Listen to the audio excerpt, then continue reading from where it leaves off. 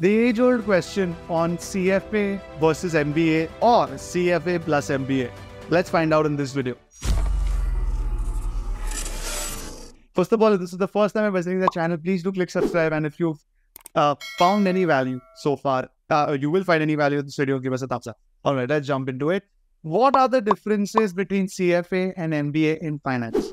Let's start with the first point, which is the curriculum. Now, remember guys, CFA is if you see on the website, it's the #1 course, professional qualification in the field of finance and investment management. And it specializes, when I say specialize, I mean it's all about finance. MBA in finance is majority about finance, but it looks at it from the lens of a business. So beyond finance, which is the core, you also have the peripheral subjects on operations, marketing, HR, management, etc., which you should learn. So if you are going as a pure professional, just wanting to specialize, which has a lot of value in the market, you go for CFA.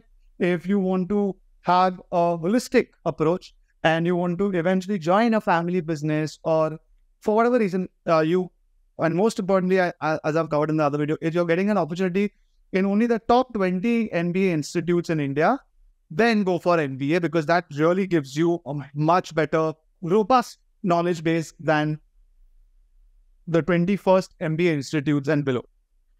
Second point, guys, is the what you need to get started. So one tip is in CFA, as many of you, if you have seen my videos earlier, I've said that to get started, you just need to get started with CFA level 1. I was just talking to one of my placement team members right now. They were telling me that they had given one of our students the opportunity that if she clears level 1, this company would hire her at a 7 lakh package.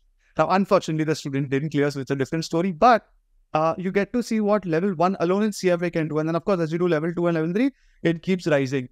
Whereas in an MBA, you can't do anything except for when you're done with MBA. So the tip is, CFA, you just need level 1 to get started. And then the rest of it you earn as you learn, right? And in MBA, you got to complete it, and then your career starts. Next is the title. What can you become eventually if you do CFA versus MBA? Now, the simple answer is CFA can get you to a CFO, MBA can get you to a CEO. That being said, please don't mistake the fact that both are interchangeable. Of course, MBAs can become CFOs and CFAs can become CEOs. In fact, the Hindenburg report, which has recently really destroyed the market value of Adani shares because this I don't know if you all are aware about the Hindenburg report. The founder of that company is a CFA himself. The CEO, I think his designation is a CFA himself. The CFA gets you these kind of opportunities by point. All right, let me get to the next one. Now, recognition. All right. I said this in the beginning. I have a rant on this, guys, if you see some of other videos, but here it is. CFA is recognized anywhere where they recognize finance, and CFA is very popular for that reason. So CFA secures you with recognition. MBA, now, very important, guys. If you do it from the top 20 institutes in India, or even the top 20 institutes across the world, you are superbly recognized. Everyone who sees your CV knows you. Everyone who looks on LinkedIn will find you. But if you think that you need an MBA as credential, then you can do it from any B-grade school or any online short-term MBA. You do it to save fees, or because it's easy, or because it's short. You will have zero value. The value of the school is very important. MBA institutions are very well reputed and recognized if you do it from the right one. So the reason I said the top 20 in India, you go for any of the IIMs, you go for ISB, you go for XLRI, you go for SPGen, then you're well recognized and you get value, right? Even for that matter, even little or notch lower but still known are those like Wellinkar. Again, coming to the top tier, there's Jamnalal Bajaj. If you go to these, it's awesome. You'll be probably even more in demand than a CFA, right? If I'm a CFA, you're an MBA from the top institute, you might be, required more than I am. But majority of the people who do MBA don't go from here. So the majority of them don't have much value. And CFA outstrips them all day long. So recognition is very important based on where you want to go, right? Next is your, what Indian students love to ask all the time, on the fees. So CFA, like I say, guys, will be around 3.5 lakhs spread over 2 to 3 years. You can earn while you learn. You get the return of it almost in the first 3-4 months of you working after you're done, level 3 with the relevant work experience. And it's not all at once. So it's quite reasonable. Now let's do MBA, right? So this is 3 years. 3.5 lakhs. Let's do MBA. If you look at the top 20 institutes in India, which is absolutely worth it, it'll be between 15 to 25 lakhs.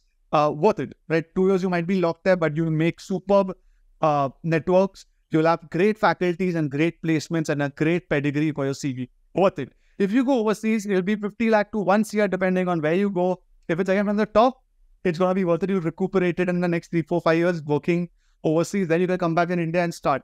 Still not my favorite routine unless it's obviously the Harvards of the world, but it's still okay.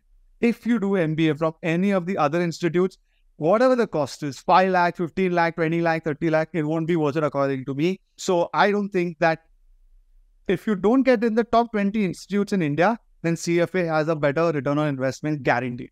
Well, guaranteed in the sense for 99% of the population. And I think it makes sense, right? We don't want to invest too much till we're sure of what we want to do. So CFA gives you that flexibility. You can even drop it after level 1 if you get a good opportunity and then maybe figure out your life forward. So you have a lot of benefits and flexibility when it comes to the return on investments. Now, the main question, should I do it together? And I think I'll tell you a quick story. I have a friend, like I was telling you, the guy who did, and I think I said in my other video, he studied at IIM Trichy. And before he went, he had done level 1. Yeah, he completed CFA level 1 before his MBA. And he told me this. In these great colleges in India and MBA, as soon as you start, the companies who are tied up for placement, they come at the beginning. They come up front, give you an internship opportunity. And if they like you, they give you something called a PPO, a pre-placement offer, and then you get an opportunity. Now, if they come, imagine this, right? If I'm from a good company, hypothetically, I'm from JP Morgan. I come to your college, MBA in finance college, and I have the whole patch sitting here, all our MBAs. I will probably, of course, have some degree of difference between all, but most of us have worked very hard to get there. We're more or less equal. So now, if some of us are CFA level 1s, my friend told me that JP Morgan will value the guy who's CFA level 1 plus going to become an IIM compared to people who are just IIMs. So sometimes we just do level 1, right? Like I said, investment-wise, experience-wise, exploring-wise, exposure-wise, any of these terms you take, CFA level 1 might be something that all of us should do.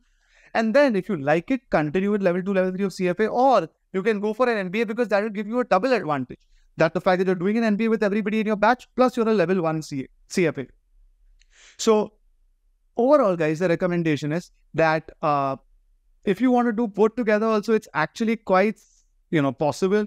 CFA level 1 can be done in 6 months. Plan in a way that you start your MBA around after that. Once you're in your MBA college, hopefully the top 20, you can even do level 2 within it if you like. Complete MBA, start your job, and then do level 3 if required, or level 2, level 3 if required, or maybe drop it. But you'll have your level 1, which gives you a leg up over everybody in your MBA if you want to do both. Lastly, if you're overall confused, actually stick to CFA, because one major difference in CFA is the fact that you're looking out only for yourself. As long as you pass, you're moving ahead. But in MBA, you have to look at everyone around you, which means if there are only 100 seats and there are 1,000 people, that you have to fight for the top 100. Whereas in CFA, there are 1,000 people, there will be 1,000 jobs no matter what you do. So as long as you are looking within for CFA and are clearing exams, you will be on track. But in MBA, you'll have to be competitive, you'll have to drive. A lot of people are fueled by it. So if you're one of them, good for you. But if you're confused, I would say it's a safer, better option, which gives you the flexibility of taking this up later, but vice versa, might be a little late. So I think that this is the details of the video, guys. If there's anything I've missed, please let me know in the comments. And as always, let us know what we can do for you next.